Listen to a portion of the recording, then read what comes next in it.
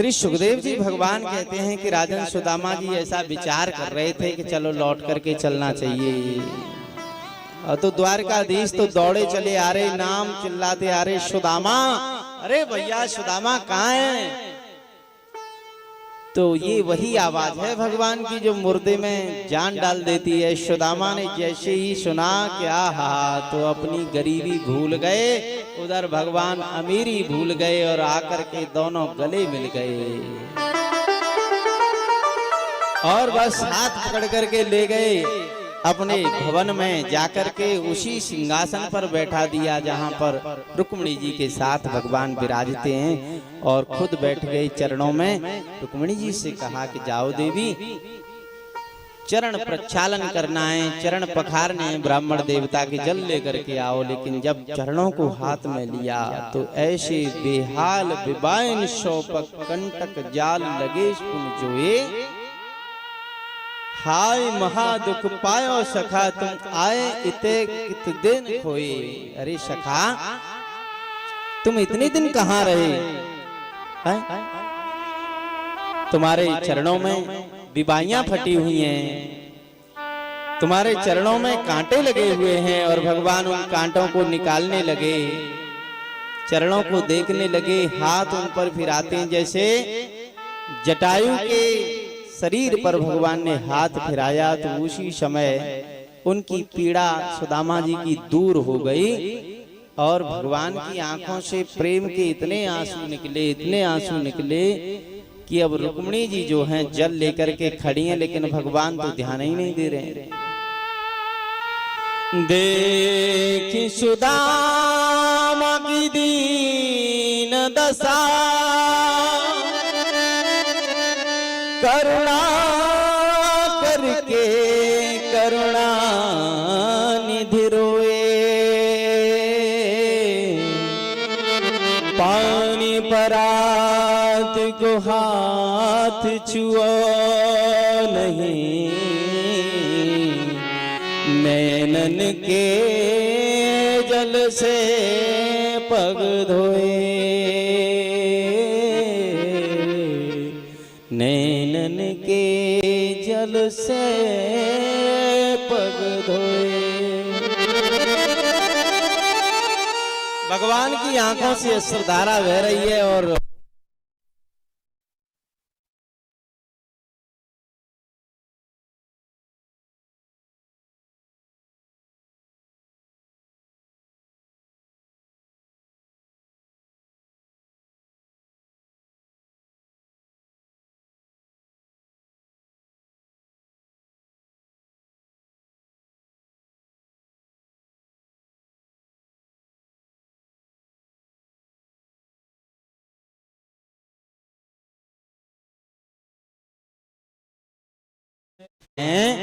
और उस समय कहते हैं कि महाराज सुदामा जी की दीन दशा को देख करके भगवान ने अपने हाथों से, अपने आंसुओं से चरणों को पखारा, और फिर तो बढ़िया वस्त्र आभूषण पहना करके और सुदामा जी को बैठा दिया सिंहासन पर और चरण सेवा करने लगे।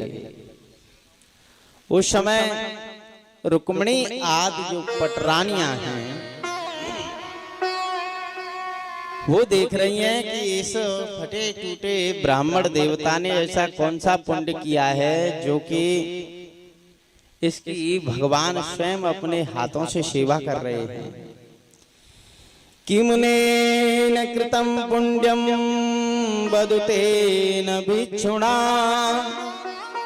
श्रियाहीनेन लोके अस्मिन् गर्हितेनाध्यमेव च।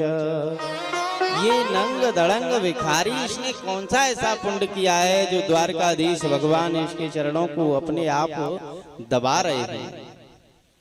उस समय सोचती हैं कि इससे बड़ा दुनिया में धनवान कोई नहीं है, हम लक्ष्मी हैं, हमारे पीछे दुनिया दौड़ रही है, चाहे कोई भी हो सब धन के लिए दौड़ रहे हैं, और ये हमारे पति हैं, हम इनके पीछे दौड़ रही हैं, और ये ऐसे नंग दड़ंग एक भक्त के पीछे दौड़ रहे हैं। ये बड़ा महान है भक्त। और उस समय भगवान जो हैं पूछे कि भैया बताओ, गुरुकुल से अब तक नहीं मिले, इतने दिन कहाँ रहे, शादी विवाह हुआ कि नहीं, बच्चे बच्चे हुए कि नहीं। तो सुदामा जी ने सब बात बता दी कि हाँ भैया विवाह भी हो गया है, तुम्हारी भाभी का नाम है सुशीला।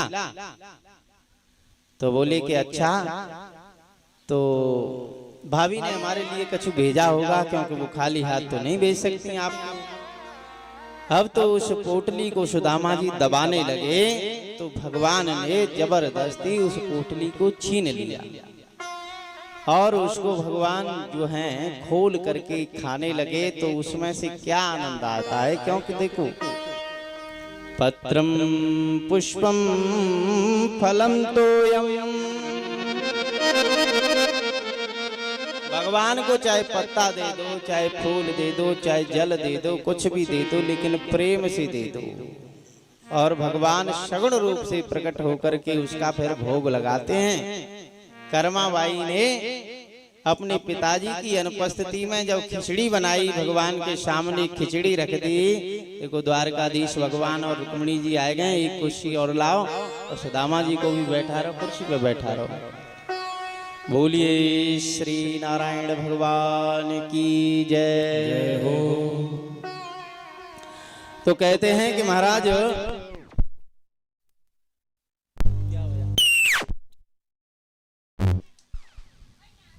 नारायण नारायण लाइट। तो उस समय कहते हैं कि भगवान ने उसका भोग लगाया और भोग लगा करके ब्राह्मण देवता की खूब सेवा की, बड़ा आनंद आया। ब्राह्मण को अच्छे अच्छे वस्त्र आभूषण पहना के विश्राम भी कराया। रात हो गई और प्रातः काल जब सुदामा जी जागे तो बोले कि भैया अब हमको अपनी सुदामापुरी में जाना है।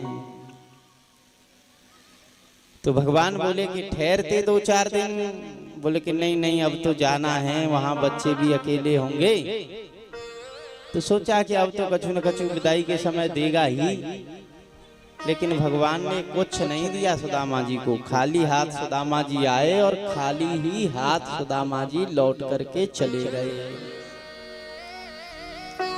रास्ते में सोचते हैं कि बढ़िया किया कृष्ण ने मुझको ऐश्वर्य नहीं दिया, संपत्ति नहीं दी, क्योंकि संपत्ति जिसके पास पद होता है, जिसके पास कोई पैसे का खजाना होता है, धनवान होता है, तो फिर उसको अभिमान हो जाता है। तो इसलिए मुझे भी अभिमान के कारण उन्होंने कुछ नहीं दिया। बढ़िया किया, कम से कम भगवान का भजन तो होता रहेगा। चाखा चाहे प्रेम रस, राखा चाहे मान, एक म्यान में 2 खड़क देखे सुने न कान। एक म्यान में 2 तलवार नहीं आ सकती हैं। अगर एक मन में प्रेम भी रखो और अभिमान भी रखो तो 2 चीज कहाँ से आ जाएंगी, एक ही चीज रहेगी। एक कुर्सी और लिया भैया, कुर्सी नहीं कमी पड़ गई है का? अब बोलो, अब कोई सुन तो ना रहा। इसीलिए हम नहीं बनाते हैं किसी को कि अब तुम में से खड़ा है कि कोई कुर्सी भी नहीं ला सकता है उनके लिए, वो सब तमाशा देखने के लिए रहते हैं। और फिर कथा चल रही है दूसरे तरीका की। अब ये घर की बात है, इतनी नहीं तो फिर तो भ्रकुटी विलास पे ही सब कार्य हो। बोलो श्री गोविंद भगवान की जय। अब सुदामा जी जो हैं अपने नगर में आए तो कहते हैं कि रात ही रात में भगवान ने तो ऐसी लीला कर दी कि द्वारकापुरी जैसी है ऐसी ही सुदामापुरी बन गई। आकर के सुदामा जी देख रहे हैं कि मैं कहाँ आ गया, तो देखा कि सुशीला जो है थाल लेकर के खड़ी हैं आरती करने के लिए। और उन्होंने कहा कि पति महाराज आप सही जगह आए हो, ये सुदामापुरी यही तुम्हारा ही नगर है, लेकिन ये सब द्वारकाधीश ने देखो लीला कर दी है। अब तो सुदामा जी बड़े प्रसन्न हुए कि वारे लीलाधारी, तू जिसके ऊपर कृपा करता है उसको बता के नहीं करता है। जैसे वर्षा होती है तो किसी से कहने के लिए आते हैं इंद्र के कल बारिश होगी, लाके दल्लियों हैं। कोई नहीं बताता है, वो वर्षा अपने आप ही कर देते हैं। ऐसी भगवान जब कृपा करते हैं तो बता के नहीं करते हैं। और भगवान ने ऐसी कृपा की कि अब तो सुदामा जी के आनंद हो गए। लेकिन सुदामा जी ने सारी संपत्ति को भगवान का प्रसाद समझ करके भोगा। ऐसे ही यहाँ हमको ये जो घर मिला है, धन संपत्ति मिली है, ये भी भगवान ने कृपा करके दी है हमको। और इस पे जब हम मालिक बन करके अपना अधिकार जमाएंगे तो फिर भगवान अगले जन्म में हमको भिखारी बनाए देंगे, दरिद्र बनाए देंगे। सो आराम से 2-2 रुपए के लिए सड़क पे घूमना। और जो भगवान का प्रसाद समझ करके भगवान की सेवा करते हुए इस धन संपत्ति का प्रयोग करेगा तो उसके ऊपर भगवान की कृपा हित की बनी रहेगी। बोलिए श्री सच्चिदानंद भगवान की जय हो। राधे राधे गो।